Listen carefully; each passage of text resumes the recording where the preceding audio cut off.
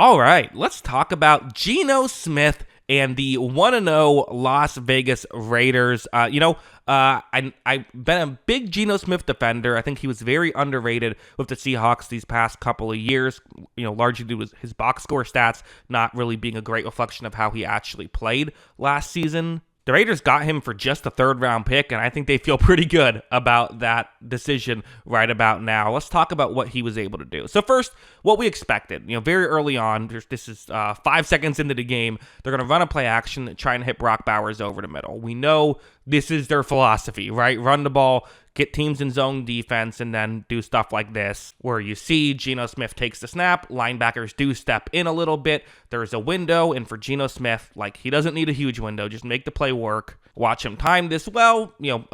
Bowers is able to make a nice catch, picks up a big gain on that one. So, unfortunately, Bowers did get banged up. Doesn't seem like it's too serious from what I understand. But, we saw in a play like this. This is what the Raiders want to do. This is Raiders football in 2025. It's not a crazy Geno Smith play, but he's doing his job, and the rest of the offense is doing their job as well. Although this next play, this is why they go and get Geno Smith. Aiden O'Connell can do some of that other stuff, right? Not as consistently, but you can find quarterbacks who can do the over the middle stuff. It's these plays that are the reason why you go out and get a Geno Smith. So what are the Patriots doing here? Well, it's hard to say for sure. They could be sending 9 guys to the quarterback. They're probably not doing that. Probably some of these guys will rush the quarterback and some won't. But what exactly are they going to do? You're going to have to read post-snap what's happening. Worth noting as well, 3rd down and 11 here, at the 26-yard line. So, important stuff here. Smith is going to take the snap, and you see multiple Patriots players drop back over the middle. The reason for that is because you sell pressure. A lot of times what offenses will do to counter that is have a quick over-the-middle throw, with the idea being it's a one-on-one matchup. You break a tackle, you get a touchdown, or maybe you can just outrun the defender until you get to the 1st down marker. Since the Patriots dropped back, they've now covered up over the middle. So for Smith, what he shouldn't do is try and throw one over the middle, but instead, down the field is going to be wide open because they're still doing a heavy blitz. There's still no safety back there. Smith reads the play, and this is actually the highest percentage play is to go down the field, and also that's not good defense by the Patriots.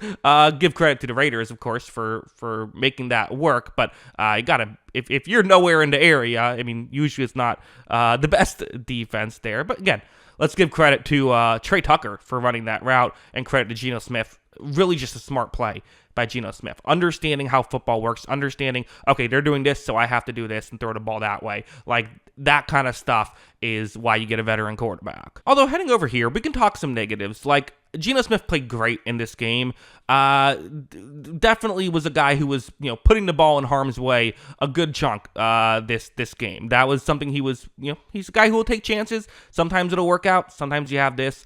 Brock Bowers is going to be running from the offense's right to the offense's left against zone coverage. Geno Smith is going to take a snap. He runs this play action. He sees Brock Bowers has maybe something going on. It's essentially just a jump ball to Brock Bowers, which honestly, not the worst decision in the world, I wouldn't say, right? Bowers can definitely make some plays. Here, though, doesn't quite work out, gets batted up and intercepted. Bit of some bad luck there as well, but also, it was a bit of a dangerous throw, putting it through a tight window. He had a couple of those. This one was another one. Listen, in some ways, this is okay. You to make good plays, sometimes you have to risk a bad play happening. But ultimately, don't love those, especially because the way the Patriots offense was playing, you don't necessarily want to give them a short field. Fortunately, this one was dropped and, it didn't crush them. But so, want to clean that up a little bit. You do. Also, I thought that the Raiders offense just wasn't always humming. There were moments when the Patriots defense was able to kind of come through. This play is a 3rd down and 6 situation. Smith is going to take the snap. Bowers, who he's trying to hit, just well covered by Austin there, the defensive back for the Patriots. Good defense. That was something that we saw of, good coverage. We saw this as well of, Smith is going to take the snap. Nothing gets open right away, holds onto the ball, and ends up getting sacked. He is someone who will hold on to the ball. And, it was a really bad issue in Seattle when Seattle didn't have a great offensive line. Here, though, like it's a little bit better, and I think you saw sometimes the benefits of having a quarterback who isn't afraid to hold on to the ball as well. This play, it's a zone coverage concept. You have a receiver running a deeper route over the down the field, eventually going to cut more over the middle.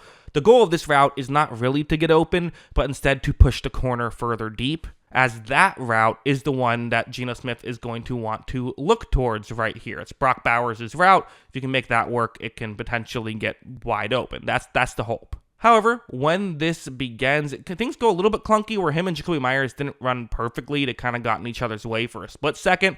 At least there was no Travis Kelce and Xavier Worthy collision going on. But like still, a little bit clunky there. Because of that, it just takes a little bit longer. Geno Smith has to hang on in the pocket a little bit more, but he's staying patient. He's staying calm. Still, he even took a quick second to look around, make sure he still had time to make this throw. And then he does make the throw, and because of that, it eventually gets open, and they're able to pick up a big completion. So sometimes patience is not a bad thing in the pocket. You obviously have to be careful, but like definitely you can get the positives. And again, just stuff like this was what we saw a lot of. Running the offense, guys getting open, and him making the right throw. It's simple stuff, but like this is what the Raiders have been missing for a while. At least since Derek Carr, they have not had guys who were able to do this. So, which wasn't that long ago, but like, this is what they've been missing the past couple years. Getting someone like Geno Smith, it has to just feel like refreshing if you're a Raiders fan. And now let's go over here. This was the play of the game, right? Really was. I mean, 4th down and 1 at the opponent's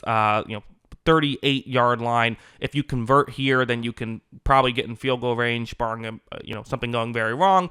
Kick the field goal, go up 2 scores, and the way this game is going, that's probably going to be it. If you don't, though, good field position for the Patriots. They just need one drive to make things work. You give them momentum.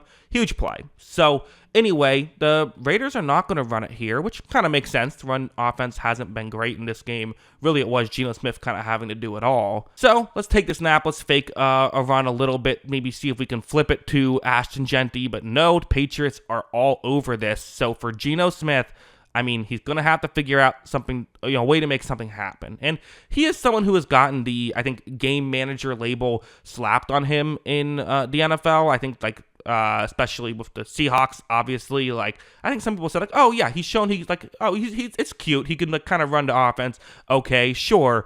I really do feel like one of his most underrated traits is when a play breaks down, he can figure something out.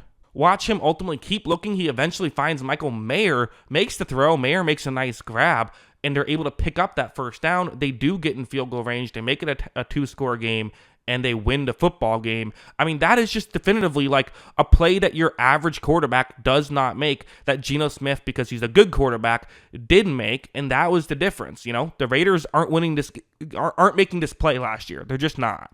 Is Geno Smith a perfect quarterback? No, he's not. He has a tendency to put the ball in harm's way a bit too much. He has a tendency to hold on to the ball for a half tick too long.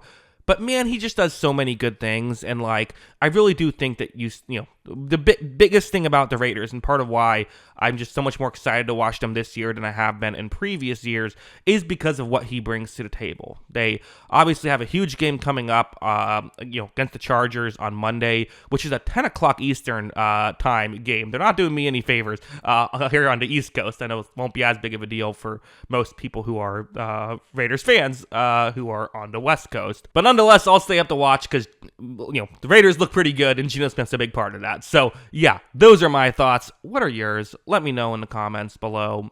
Always love hearing from you. And of course, as always, thanks for watching.